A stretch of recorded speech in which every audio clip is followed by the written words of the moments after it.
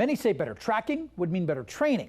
That's why Representative Diane Hart was surprised to see our report. She spoke with 10 Investigates and had thought that the law that the legislature just passed would fix this problem, but now says that's not enough. The statute currently only requires use of force cases that cause death or serious bodily injury to be tracked, leaving it up to the departments to determine what serious actually is.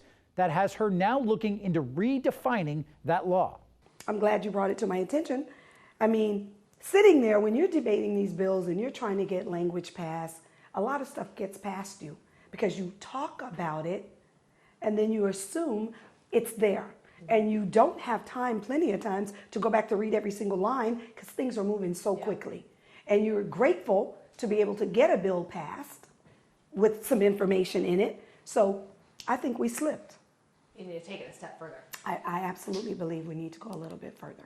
And while Representative Hart gets to work on a better tracking system that experts say could lead to better training, some agencies, they aren't waiting around. They've already invested in new types of training to get use of force statistics in the state down. Get on the ground now! Get on the ground! Get your hands! Stop resisting! Stop resisting! Okay! Stop! Okay! Can't do anything!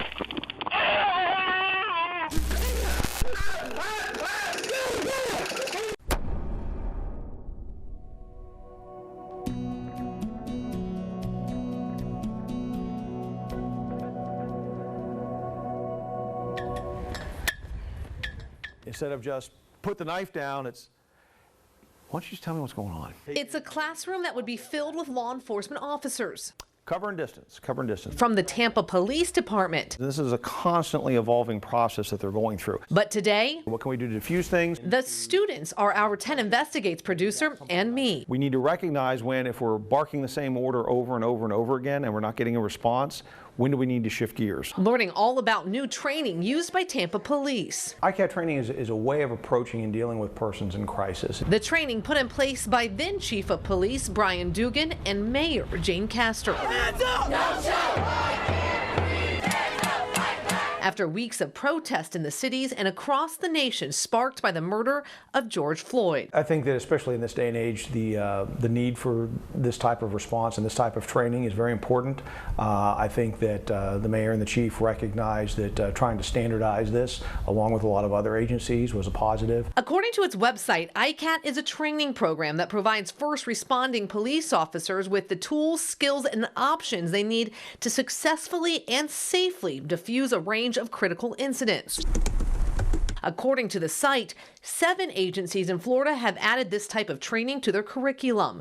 Tampa Police being the first one in the Tampa Bay area. Can they compose themselves or keep themselves composed even when you're tap dancing on that last nerve? The training takes officers from the classroom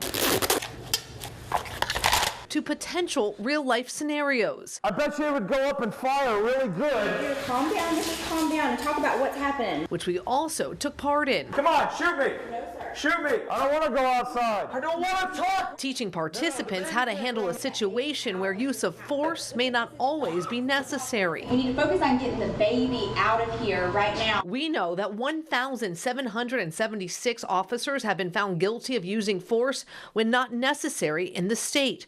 That's according to state data. But in 6 months, 10 Investigates found some agencies not reporting sustained cases to the state, which means ultimately the number are higher than what's documented. It's things that we've been using maybe under some different terminology or just approaching it from a slightly different angle for years. So it wasn't a dramatic shift for us, which was positive, I think, in a lot of ways.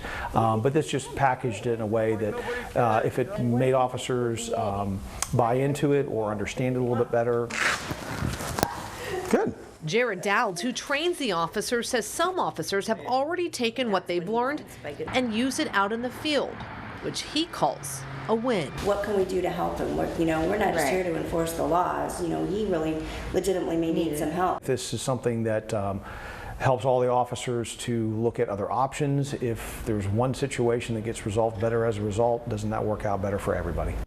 And it's not just Tampa Police. Other agencies are looking into adding this type of training to their toolbox as well. For an even deeper look into some of the excessive force cases that our team has uncovered, you can find it all right now at 10tampabay.com/10investigates.